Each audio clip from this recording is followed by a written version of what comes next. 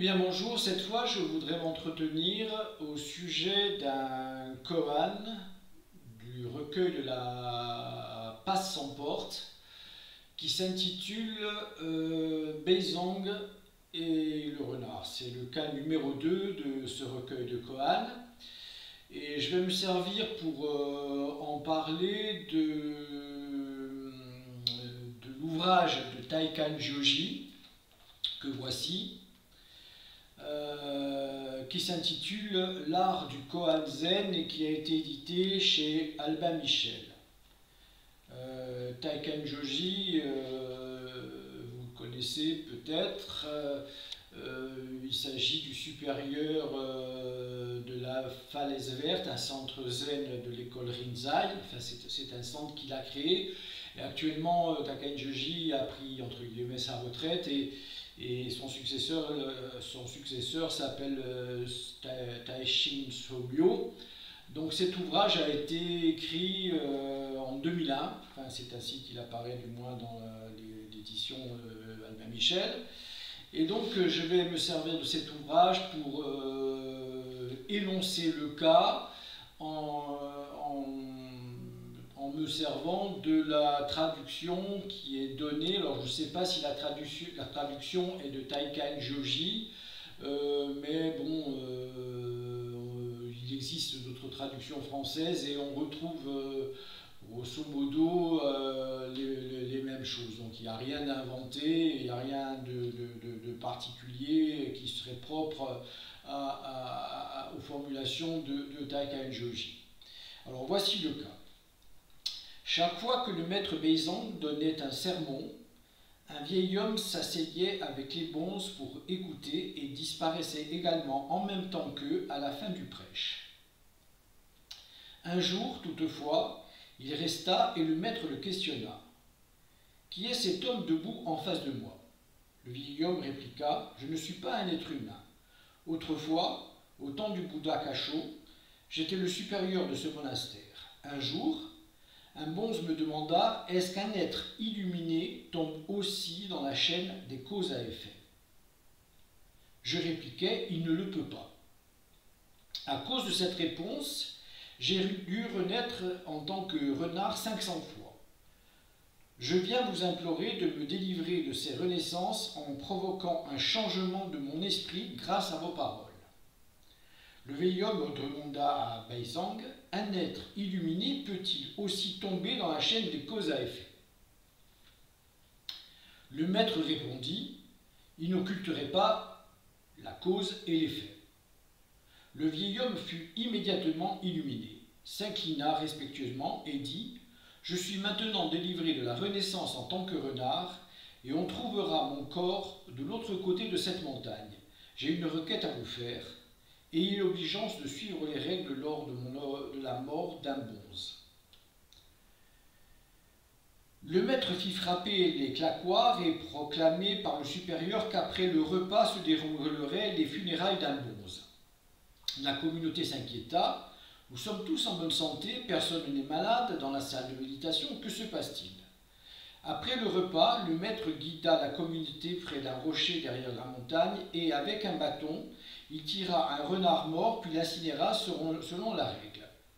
Le soir, le maître monta sur son siège dans la salle de pratique et raconta l'histoire. Alors Wangpo l'interrogea. Le vieil homme n'a pas pu donner la phrase correcte et dut vivre 500 vies en tant que renard. Mais supposez qu'il n'ait pas fait d'erreur en répondant, que lui serait-il arrivé? Beizong répondit « Approchez-vous de moi et je vous répondrai. » Wangpo s'approcha de lui et le gifla. Beizong frappa des mains et se mit à rire en s'éclamant « J'ai cru que le barbare avait la barbe rousse, mais voici un autre barbe rousse. » Bon, ainsi s'achève, je dirais, l'énoncé de ce cas. Je vais donner quelques explications parce que dit comme ça, c'est un peu compliqué. Alors Beizong, c'était donc le supérieur d'un monastère. Beizong, pour la petite histoire, était le grand-père spirituel de Linsi. Beizong porte le nom japonais de Yakujo.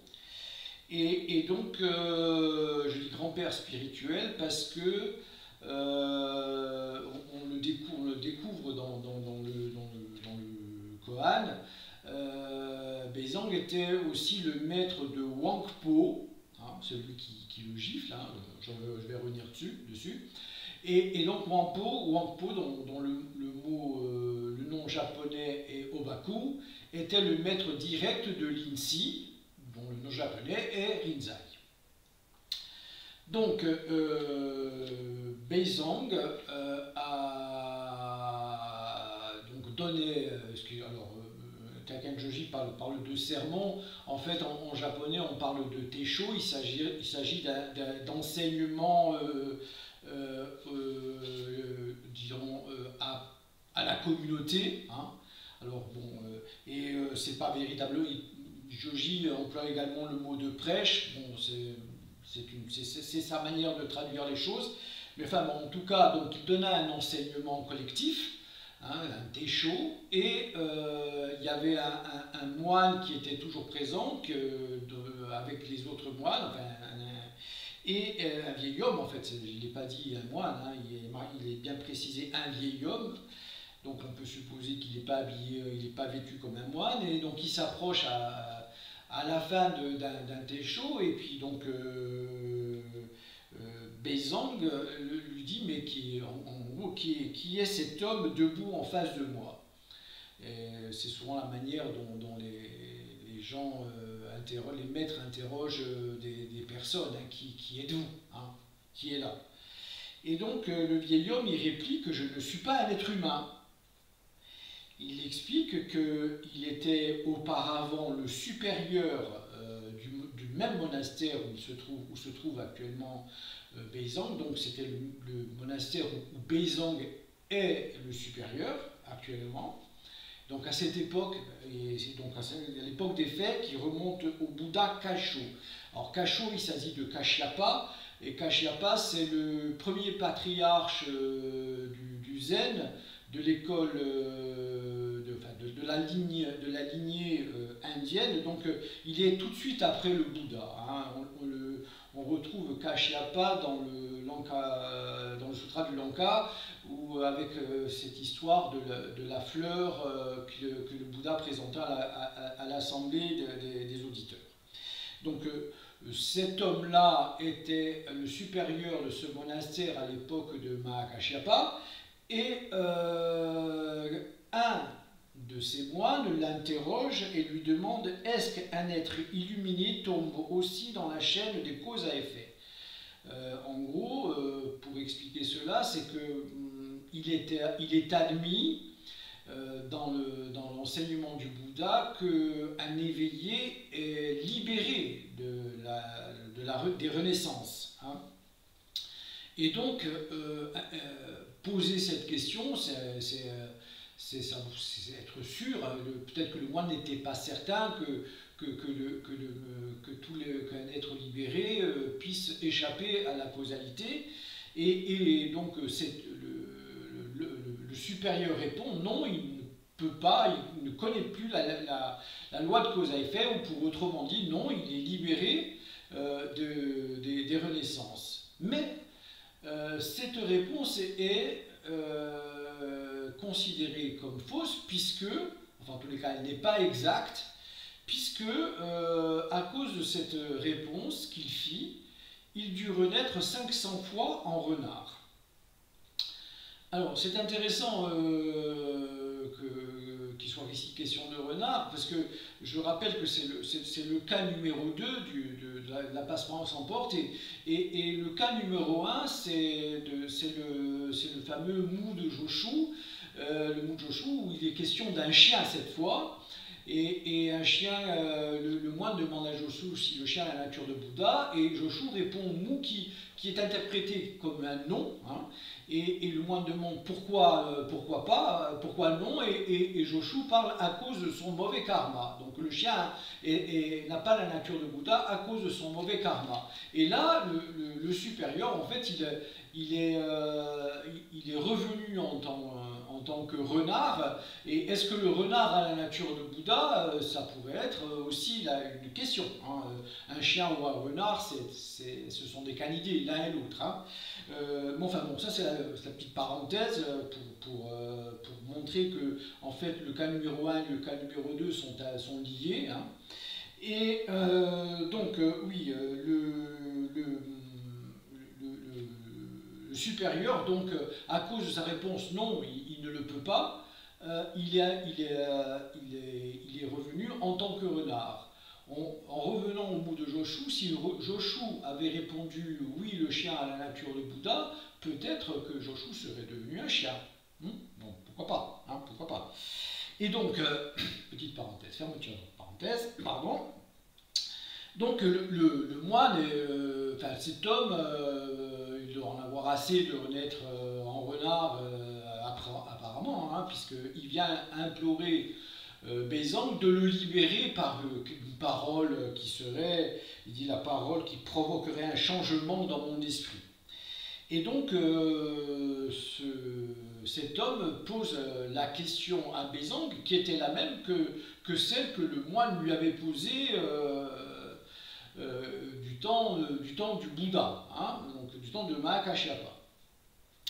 Et c'est-à-dire, un être illuminé peut-il tomber dans la chaîne des causes à effet? Même question, mais la réponse est différente. Le maître, donc c'est-à-dire Bézang, là en l'occurrence, il répond, il n'occulterait pas la cause et l'effet. C'est-à-dire, il n'occulterait pas, ça veut dire qu'il reste soumis à la loi de cause à effet. Curieux, non, hein?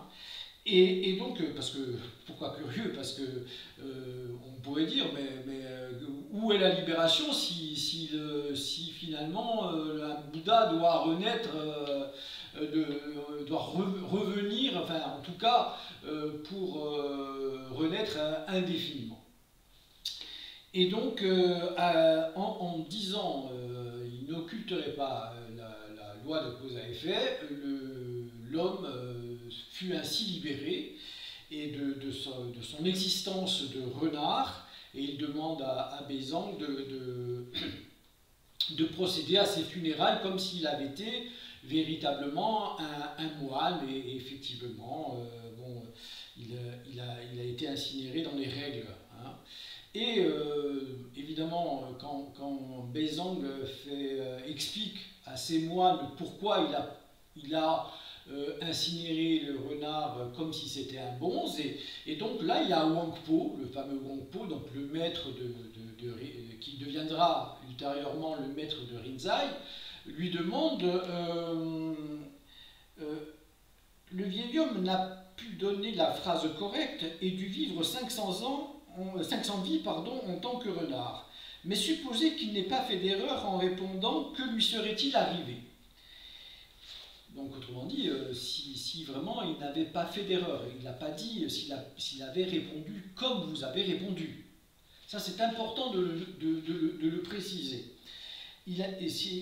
Donc Wangpo dit s'il n'avait pas fait d'erreur en répondant. Il sous-entend aussi que il a fait une erreur en répondant comme il a fait, parce que sinon il ne serait pas revenu en tant que renard. Et donc Bézang lui dit approchez-vous de moi et je vais vous répondre. Et quand Wangpo s'approche, il lui flanque une gifle. Attention, c'est bien Wangpo qui flanque la gifle à Bézang et non l'inverse. Hein. Et Bézang aurait pu réagir en étant offusqué, mais au contraire, il tape des mains, il s'exclame, il se met à rire et puis il dit « J'ai cru que le barbare avait la barbe rousse, mais voici un autre barbe rousse. » Alors, barbe rousse, c'est le surnom qui était donné à Bodhidharma, parce qu'il n'était pas chinois, Bodhidharma, donc, il avait probablement les traits d'un Indo-européen, donc il était peut-être roux, il avait peut-être les cheveux et la barbe roux, et donc on l'appelait barbe rousse, et donc en affirmant ce qu'il affirme, Bézang reconnaît en quelque sorte en Wangpo l'équivalent de Bodhidharma, ou pour le dire autrement, d'un grand maître zen, et du reste, il deviendra son successeur, puisque Wangpo fut le maître de Linsi. Ce passage est intéressant parce que il flanque une gifle à Beizong avant même qu'il puisse parler.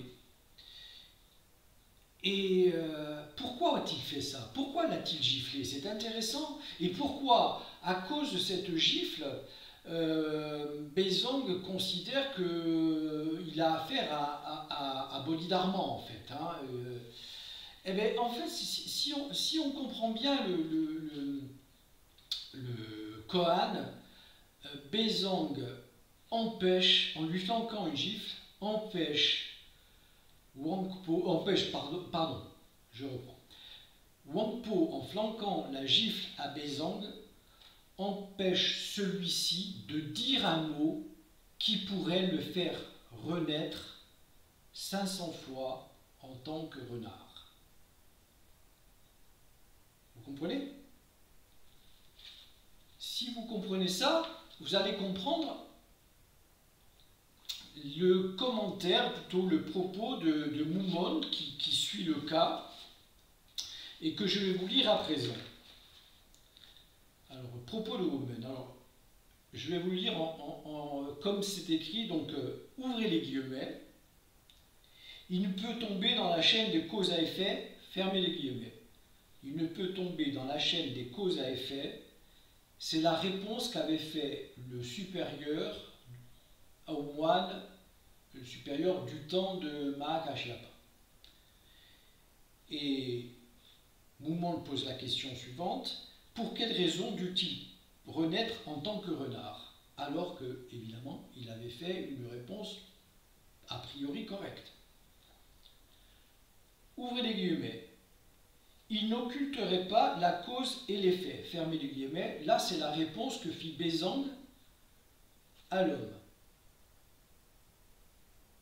Et Mumon ajoute: pourquoi fut-il délivré de la renaissance en tant que renard?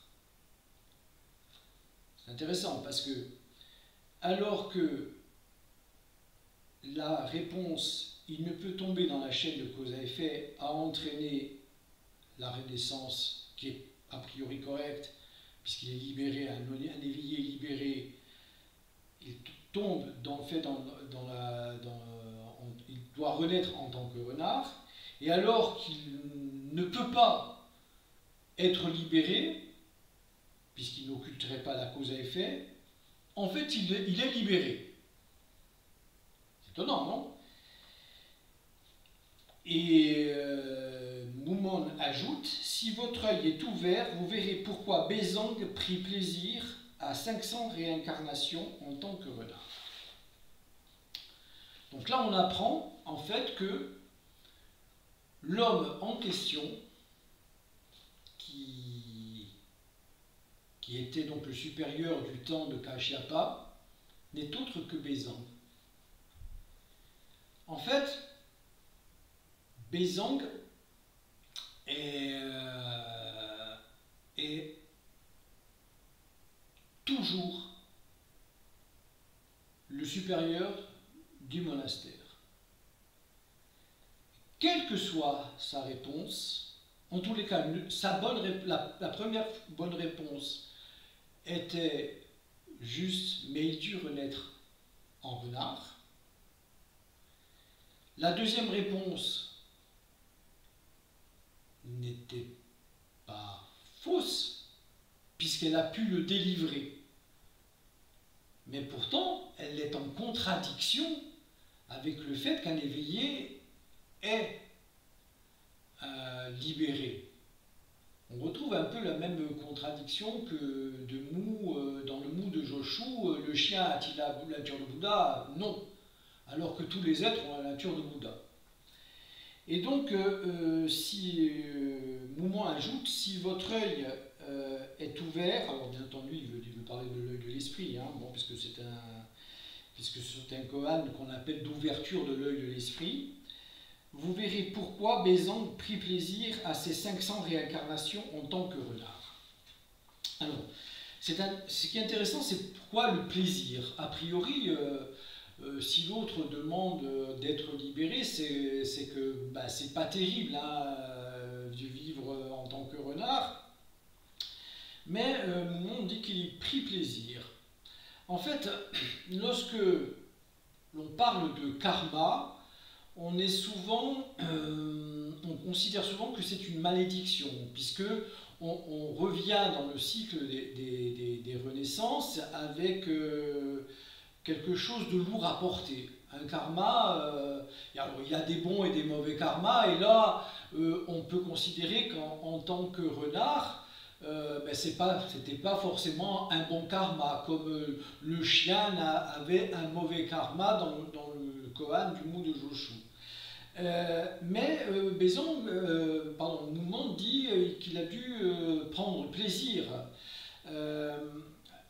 Parce que finalement, un mauvais karma, c'est un peu comme quelque chose, des aspérités, des épines qui poussent sur une tige d'une rose, par exemple, d'une fleur. Si on prend une tige d'une rose dans la pleine main, on peut se piquer, et ces piqûres, c'est douloureux. Et le karma, si on n'est pas en phase avec sa vraie nature, le karma est vécu comme quelque chose de douloureux. Mais les épines des roses ne piquent pas la rose. L'eau ne mouille pas l'eau. Le feu ne brûle pas le feu. En fait, si vous comprenez qu'en vivant pleinement votre nature de Bouddha, vous vivez pleinement votre nature d'être ordinaire, d'être sensible ordinaire, renard ou chien, et en dehors de vous, en dehors de cette vie, il n'y a pas d'autre vie possible. Parce que le karma, c'est seulement ce que l'on est ici et maintenant. Là, à la place que j'occupe ici et maintenant, personne d'autre ne l'occupe. Et moi, je ne me gêne pas moi-même. Mais si vous venez me tirer de là, ou me pousser, je pourrais sentir comme une gêne, comme si on me volait cette place. Mais où que je me trouve, je suis toujours là. Donc, en étant ici tel que je suis, que je sois renard, poule, ou chien, ou joshu, ou n'importe qui, tout va bien. Il n'y a pas d'épines qui me piquent. Je ne me gêne pas moi-même. Donc, ça c'est c'est l'idée qui fait que pour vivre le samsara comme l'équivalent du nirvana, il n'y a pas d'autre choix que d'être ce que l'on est. C'est-à-dire de ne faire qu'un avec soi-même. Ça, c'est donc l'idée qui est sous-tendue par les propos de Moumon quand il dit « Si votre œil est ouvert, vous verrez pourquoi Bézang prit plaisir à ses 500 réincarnations en tant que Bézang. » Et il n'y a pas... Bézang était un renard, le renard était Bézang. Bézang était le supérieur à l'époque de Kashyapa. Il est le supérieur à l'époque de ce renard, de cet homme renard. Et il est Wangpo, il est Linsi et toute la lignée jusqu'à Taikan Joji, puisque Taikan Joji fait aussi partie de l'école Rinzai, il est le maître de la falaise verte, c'est un centre Rinzai. Donc toutes les personnes qui s'inscrivent dans cette lignée, et du reste tous les êtres entre guillemets éveillés, hein, sont des renards, ou sont des chiens, ou sont ce qu'ils sont, hein, ce sont des êtres qui sont ordinaires. Et parfois ils peuvent sentir des choses désagréables, ils ne sont pas à l'abri des difficultés de l'existence, mais quand ils ont compris ce qu'ils ils sont aussi capables, et c'est leur pratique, de briller au travers toutes ces difficultés. Et donc Mumon poursuit avec un poème: ne pas tomber, ne pas obscurcir, pile et face, mais une seule pièce. Ne pas obscurcir, ne pas tomber, faux, tout faux. Alors, c'est pile, face, c'est une même pièce. Il n'y a pas de bon et de mauvais zazen, il y a zazen. Hein. Il n'y a pas de bonne et de mauvaise vie, il y a la vie. Bon, voilà. Après, évidemment, il faut pratiquer. Il y a un commentaire aussi dans le texte de Jyoji qui est cette fois de Ikkyu. Ikkyu, c'était un maître aussi de l'école Rinzai, mais qui a décidé, lui, de quitter les monastères pour vivre une vie un peu de poète, mais aussi un peu de vagabond. Hein. Donc il a annoté la passe sans porte. Il y a beaucoup de maîtres qui portaient des annotations. Et voici la sienne: les pratiquants qui ignorent le karma s'embourbent.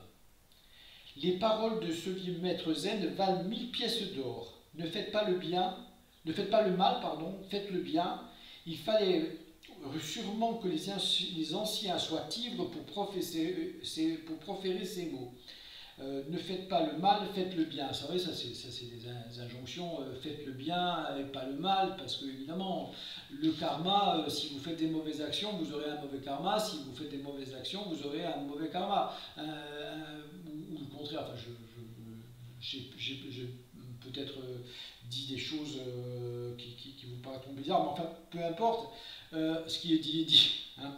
Voilà, donc je termine, j'ai pas grand chose à ajouter là-dessus. Je voulais simplement que vous réfléchissiez sur ce cas qui est un peu qui est intéressant, qui est un peu différent du Mujoshu, parce qu'il y a plein de choses au milieu qui viennent se greffer. On ne peut pas travailler ce koan comme on travaille le koan mu, mais c'est quand même un koan qui nécessite qui ouvre en tout cas sur des perspectives à propos du karma qui sont intéressantes. Voilà, je vous remercie.